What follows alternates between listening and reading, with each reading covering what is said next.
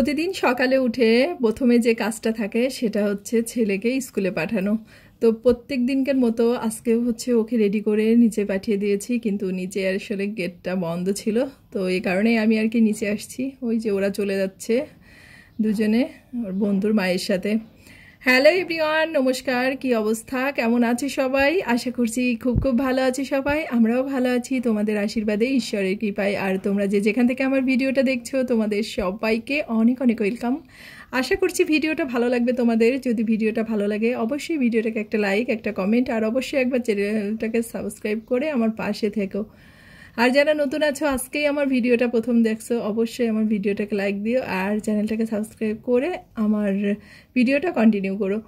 তো এই যে সকালবেলা যে কাজগুলো থাকে আসলে এই কাজগুলোকে সকাল সকাল করে নিলেই ভালো হয়, কারণ সকালবেলা কিন্তু একটু আবহাওয়াটা ঠান্ডা থাকে, মানে ওয়েদারটা একটু ঠান্ডা ঠান্ডা থাকে।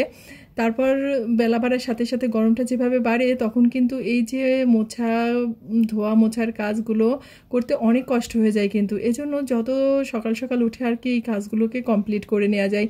আর এখন তো অনেক সকালে ঘুম থেকে উঠি, প্রতিদিনই প্রায় 5টা 5:30 বাজে ঘুম থেকে ভেঙে যায়। যেহেতু স্বপ্নিলের এক্সামটা চলছে, ওকে সকালবেলা উঠে একটু পড়িয়ে আর কি রিভাইজ দিয়ে দিই, তারপর রেডি করে যে স্কুলে পাঠিয়ে দেওয়ার পর তারপর আমার কাজগুলোকে করতে শুরু করি।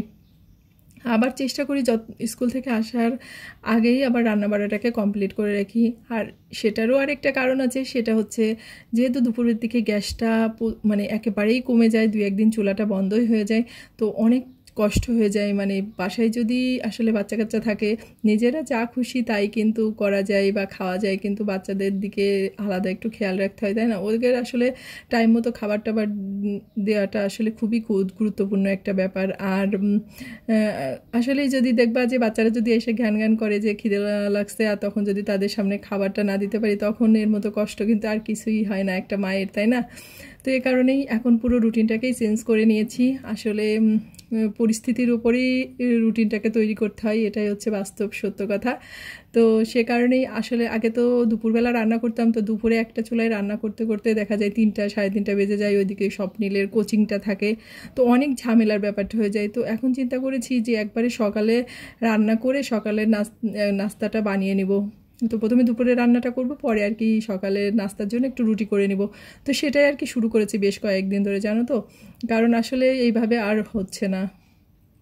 আমার মতো যাদের হচ্ছে হেল্পিং হ্যান্ড থাকে না, শহরে থাকো অথবা মানে ওই যে হাজব্যান্ডের কাজের সূত্রে বাইরে বাসা নিয়ে থাকতে হয় ফ্যামিলি থেকে দূরে, তো তাদের আসলে একটাই পরামর্শ, তো সেটা হচ্ছে যে মানে আর যাই করো সকালবেলা ঘুম থেকে ওঠো। সকালবেলা ঘুম থেকে উঠলে এর মতো শান্তির আর কিচ্ছু হয় না নিজের জন্য। মানে এ কারণেই বললাম, কারণ আমি কিন্তু বাসার সব কাজগুলো নিজের হাতে করি, তারপর ছেলের পড়াশোনার দিকটাও আমার নিজেকেই দেখতে হয়। মানে ওকে সময় দিতে হয় দুপুরে অন্তত 2-2.5 ঘন্টা, আবার সন্ধ্যার পরে থেকে একদম প্রায় 10টা 10:30 পর্যন্ত ওকে একটানা ওর কাছে থাকতে হয়। তো এই সব কিছু আসলে মেনটেন করে তারপর ইউটিউবিংটা করি, যে যতটুকুই পারি আর যতটুকুই করি। আসলে সব কিছু ম্যানেজ করার মেন ব্যাপারটা হচ্ছে একদম সকাল সকাল ঘুম থেকে ওঠা, কারণ আমি দেখেছি যে সকালবেলা ঘুম থেকে উঠে যেভাবে কাজগুলোকে করা যায় আর শরীরের ভিতরে যে একটা এনার্জি কাজ করে, পরে দুপুরের দিকে কিন্তু গরমের মধ্যে সেভাবে কাজও করতে ইচ্ছে করে না। আবার দেখবা যে গরমে চুলার কাছে রান্নাবাড়া করতেও ইচ্ছা করে না। তো যাদের সুযোগ আছে সকাল সকাল রান্নাবাড়া করে নিজের কাজগুলোকে গুছিয়ে নিয়ে যদি আমার মতো এভাবে মানে বাচ্চাদেরকে পড়াশোনা না করাতে হয়, তাহলে নিজের জন্য কিন্তু যথেষ্ট টাইম পাওয়া যায় এবং অনেকটাই রিল্যাক্সে থাকা যায় কিন্তু, আর মাথায় কোনো টেনশন কাজ করে না তখন। তো আমি আগে ওগুলোই করতাম, মানে কি করতাম জানো তো, মানে কাজের আর কি তাল কি বলে গুছিয়ে করতে পারতাম না, যে কখন কোনটা করব এইটা ভাবি ওইটা ভাবি। মানে আমার হাজব্যান্ড সকালবেলা ভাত খায় না, রুটি খাই, তারপরে সে হচ্ছে দুপুরে খাইতে আসে না, সন্ধ্যার পরে খেতে আসে। তো নানা রকম ঝামেলার কারণে কখন কি করবো আসলে তাল মিলাতে পারতাম না, আর এর মাঝখানে আমার ছেলেটার জন্য একটু কষ্ট হয়ে যেত। তো এখন আর কি বুঝে গেছি, এখন আর কষ্টটা হয় না, কারণ এখন হচ্ছে সবার সুযোগ মধ্যে আসলে সব কিছু করতে গেলে হয় না। সব সময় যে অন্যের সুযোগ সুবিধাটা দেখতে হবে সেটা করলে আসলে নিতান্তই ভুল একটা ডিসিশন। সবসময় নিজের সুবিধা অনুযায়ী কাজ করা উচিত, তাই না? কারণ যেহেতু সংসারের কাজটা নিজের, আর এখানে নিজেকেই আসলে ভাবতে হবে যে আমি কিভাবে কি আমার সংসারের কাজগুলোকে করব বা গুছিয়ে নিতে পারবো। আর সব মায়েদেরই কিন্তু আসলে সন্তানদের সময় দেওয়া উচিত, বিশেষ করে শহরের মাদের কথা বলবো। কারণ আমরা যদি আমাদের বাচ্চাদেরকে সময়টা না দিই, ওরা কিন্তু মোবাইলের প্রতি বেশি অ্যাডিক্টেড হয়ে যায়, টিভির প্রতি অ্যাডিক্টেড হয়ে যায়। তো ওদের সাথে থাকলে কিন্তু ওরা সেই জিনিসটা অনেকাংশেই কম করে, আমি এটা দেখেছি। এ কারণে আমার অভিজ্ঞতা থেকে আর কি বলতেছি।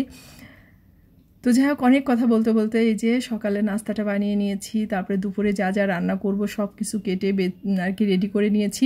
তো মাছটাও আর কি কাটা ছিল না, সেটাও কেটে নিয়েছি। মানে কি করেছি, স্বপ্নিলকে স্কুলে পাঠানোর পরে ওই যে ঘর মানে ড্রয়িং রুমটাকে পরিষ্কার করে অন্যান্য রুমগুলোকে মুছে নিয়েছি। নেওয়ার পরে আগে হচ্ছে এই যে সকালে নাস্তাটা মানে চুলার গ্যাসটা যেহেতু ওই যে কমে যায়, সে কারণে রুটিটা আগে করে নিলাম যাতে অল্প গ্যাসে আর কি রান্নাটা করতে পারি। কিন্তু রুটিটার জন্য একটু বেশি পরিমাণে গ্যাস লাগে, নাহলে রুটিটা আর কি নরম হয় না।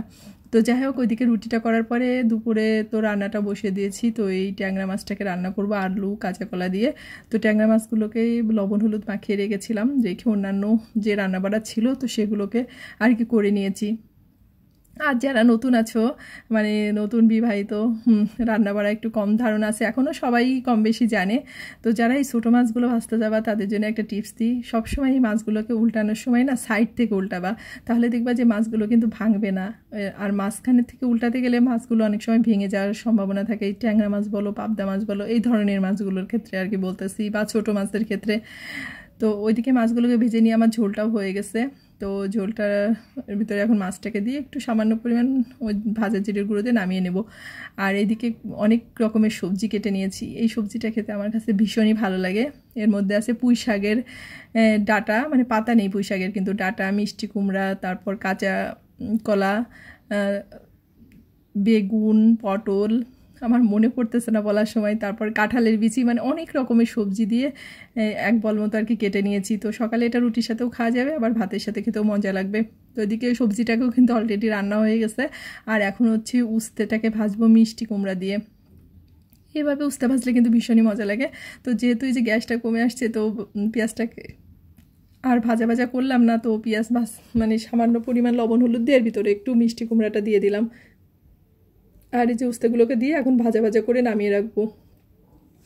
তো উস্তের এই রকমের ভাজাটা খেতে কিন্তু ভীষণই মজা লাগে। আর এর মধ্যে না কাঁচামরিচটা ব্যবহার করবো না, কারণ আমি উস্তের ক্ষেত্রে কখনোই কাঁচামরিচ আর কি দিই না, বা কাঁচামরিচ বা শুকনো মরিচ যে মরিচ কেন বলো না কেন, কোনো মানে মরিচ আর কি দিই না উস্তে ভাজিতে। তো এদিকে রান্নাবাড়া হয়ে গেছে, আর আমি তো স্নান করে একটু আজকে বেশ খানিকটা সময়ই আর কি সময় পেয়েছি রেস্টে। আর তো স্বপ্নিলকেও একটু ঘুম পাড়িয়ে দিয়েছি। আর এখন এই যে খাবারটা খেয়ে তারপর আবার একটু রেস্টে স্বপ্নিলকে নিয়ে আর কি পড়তে নিয়ে যাব। তো এদিকে স্বপ্নিলের খাবারটা বেড়েছি, আমার খাবারটা বেড়েছি, আর ভাইয়েরটাও আর কি বেড়ে দিয়েছি। তো আজকের ভিডিওটা এ পর্যন্তই। সবাই ভালো থেকো, সুস্থ থেকো, আর অবশ্যই সাবধানে থেকো। আর তোমাদের কাছে আর একবার রিকোয়েস্ট, যদি আমার ভিডিওটা ভালো লাগে অবশ্যই ভিডিওটাকে একটা লাইক, কমেন্ট, আর অবশ্যই চ্যানেলটাকে সাবস্ক্রাইব করে দিও। আর যারা সাবস্ক্রাইব করেছো তাদেরকে তো অসংখ্য ধন্যবাদ। ভালো থেকো সবাই, দেখা হচ্ছে পরবর্তী ভিডিওতে।